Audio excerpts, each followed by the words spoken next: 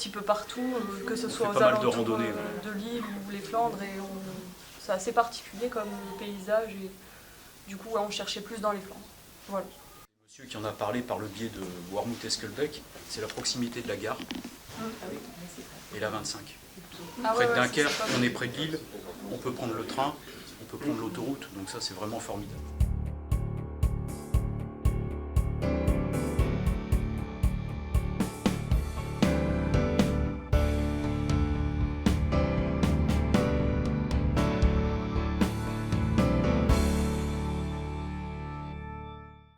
Je me trouve à la chèvrerie du Houtland qui a récemment ouvert ses portes sur la commune de Wormhout. Je vous propose de rencontrer Maïté Fabre qui vous fera découvrir avec enthousiasme son univers.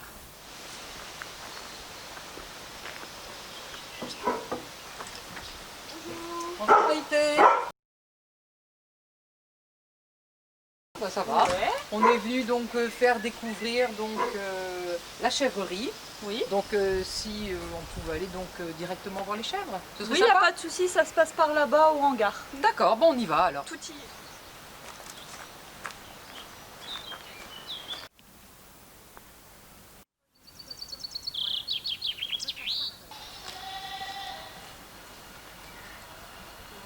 Voilà Maïté, donc dans la chèvrerie. Oui, moi je voulais vous poser une question d'abord. D'où est venue cette passion, on peut parler de passion, pour les chèvres? Alors en fait, moi j'ai toujours voulu travailler avec les animaux de base. Après, j'ai travaillé dans différents on va dire, activités sur le domaine des animaux. Avec de la transformation fromagère dans le sud. Et en fait, c'est elle qui m'a donné cette passion-là. Donc du coup, me voilà maintenant dans cette activité-là. Alors pourquoi avoir implanté la chèvrerie du Houtland sur la ville de Wormhout? Alors en fait, déjà on a axé nos recherches parce que mon mari travaille sur l'île, donc on voulait un secteur qui n'était pas trop loin de l'île et où éventuellement il y avait une gare pas très loin. Et en fait, c'est grâce à un site internet Terre de Liens que j'ai trouvé l'annonce en fait d'une dame qui vendait son corps de ferme et qui avait le souhait en fait que quelqu'un reprenne sa ferme pour faire une activité. D'accord. Ça fait à peu près 2 ans et quelques mois qu'on est installé sur cette ferme-là. Donc aujourd'hui, la réalisation de ce projet, le début de l'activité et de la transformation fromagère.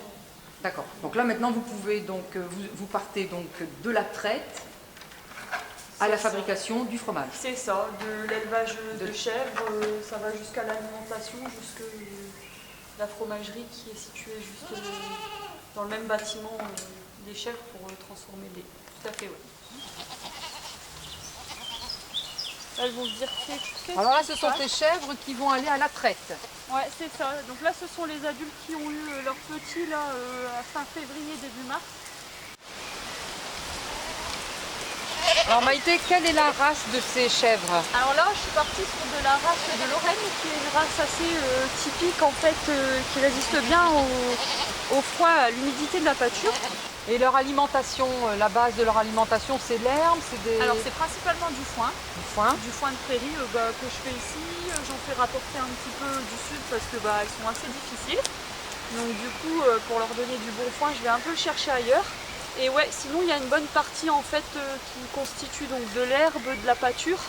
Et aussi pas mal aussi, tu vois très bien d'ailleurs, ça mange pas mal les arbres. Là on peut voir en fait typiquement que normalement la vraie nourriture de la chèvre c'est les feuilles des arbres en fait, ça cueille, ça broute pas une chèvre. Très attention en fait à la pâture et c'est important de leur donner du foin sec en complément. Ouais. C'est vrai que même avec les enfants ça peut être sympa, les gens qui se déplacent. Bon ça va, je vais être sale à mon avis. Non ça va, elle n'a pas les pattes sales. Super, c'est très agréable. Voir donc comment tu les repères, tu leur as attribué un prénom?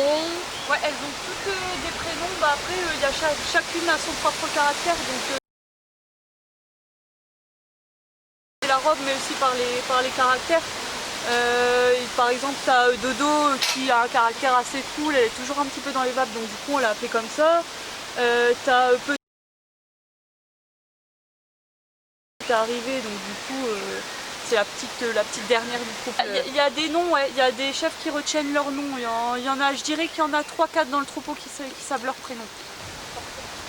Maintenant, on va à la traite alors. Voilà, c'est ça, tout à fait, ouais. Je pense qu'elles doivent apprécier ce moment aussi. Oui, tout à fait, ouais. En fait, on prévient la chef qu'on va arriver sur elle. Comme ça, au moins, elle n'est pas surprise, qu'on arrive. Hop, on met les mains directement. En fait, on fait un premier cercle en fait avec le pouce et je sais plus comment ça s'appelle, l'index.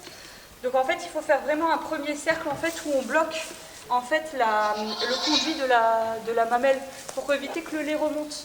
Donc c'est vraiment ce cercle-là en fait qui va faire descendre le lait quand on appuie. Voilà.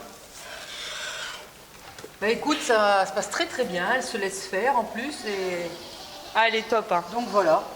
Elle ne bouge pas d'un pouce.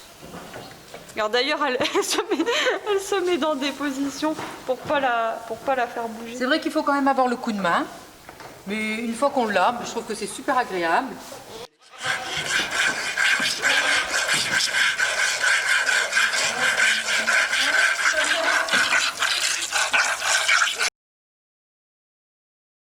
Normalement, pour 30, on met 3/4 d'heure. Hein. Il y a des... Comment dire? Il y a 2 mois de période où elles sont en montée de lait. Donc là, ça dépend de la production de ta chèvre. Hein. Ça peut des fois monter jusqu'à 7 litres dans des exploitations où à faire la production de lait. Mais sinon, en moyenne, il faut compter un bon petit 2 litres, par jour et par chèvre.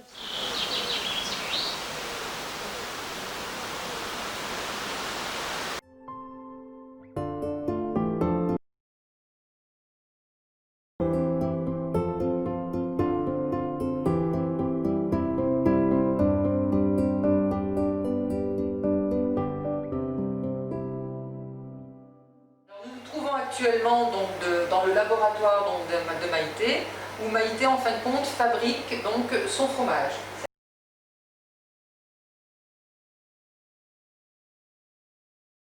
Midi en fait avec le lait chaud du matin, donc du coup on a une température à peu près de 19-20. Oui. On va mettre du coup la présure pour que ça prenne.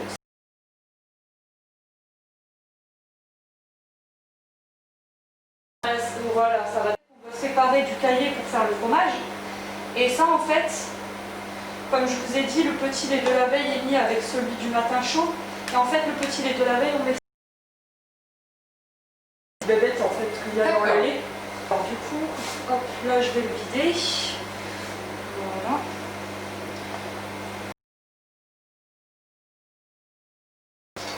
Et je mets délicatement, il faut être assez doux en fait avec le caillé parce que plus on le casse, plus en fait on va casser la matière. Moins ça va être en fait homogène. D'accord, ok. Voilà. Vous les laissez reposer, je présume? Alors en fait chacun a sa technique, moi je les laisse une journée égoutter. Oui. Du lendemain je sale dessus. Je les laisse un petit peu sécher encore.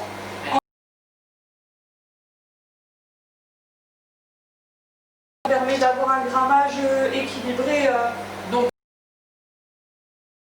la fabrication de ton fromage jusqu'à la fin, ça met à peu près combien de temps? Quasiment 2 jours du coup. Pour 2 jours. 2 jours pour vraiment au moulage.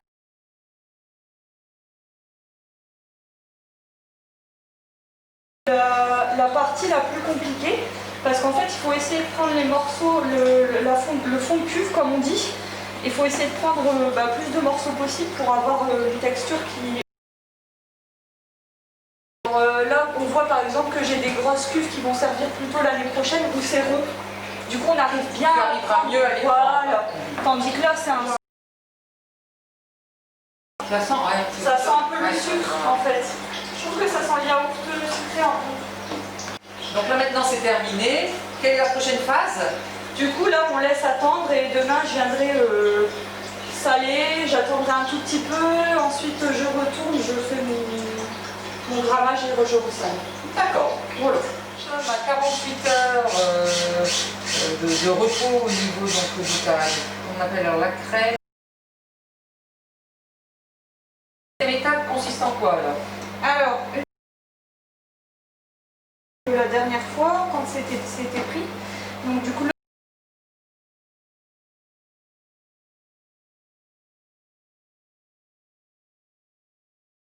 avec ma cuillère pour en enlever un petit peu. Et là, tu mets à peu près combien au grain? Alors,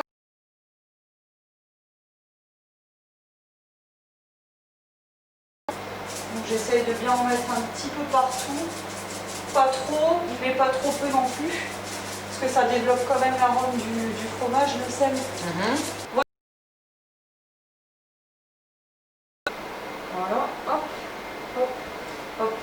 Le ressaler, et après j'attends le lendemain pour démouler. D'accord. Je pourrais démouler du soir, on pourrait le manger comme ça, il n'y a pas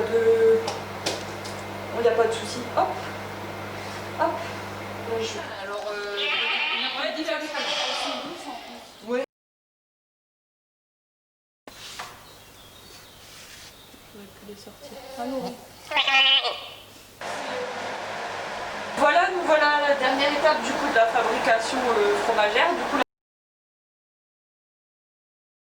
vous pouvez faire un fromage, il sèche un tout petit peu, je démoule, il sèche un tout petit peu dans la salle de fabrication et après il vient juste là.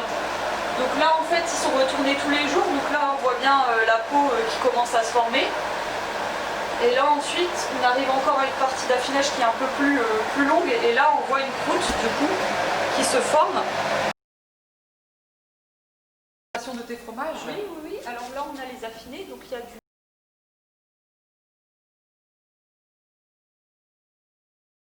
de votre choix. Il y a la bûche cendrée qui est nouvelle et il y a la faisselle qui est...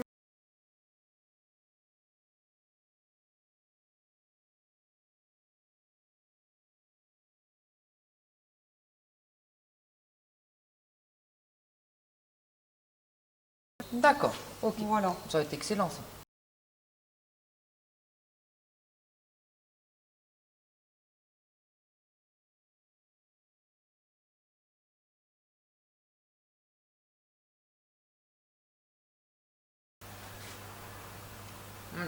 C'est fondant. C'est frais. C'est frais, c'est très agréable. Je vous le conseille. Donc là, on peut te retrouver où? Si on veut en acheter? Là, actuellement, au marché sur Warmouth le matin, de 8h à 13h le lundi matin. Et je vais ouvrir, là, les horaires, ils sont changés. Je vais ouvrir jeudi, fin d'après-midi, de 16h à 18h également le vendredi. Et samedi matin, de 10h à 13h. Donc bah écoute, merci Maïté de nous avoir fait découvrir donc cet univers qui est très intéressant. Il n'y a pas de souci. Et qui est vraiment, je pense, pour toi une passion. Oui, oui, c'est ça se ressent. Oui, Donc voilà. Bah, écoute, c'est le but. bonne continuation à toi. Mais merci.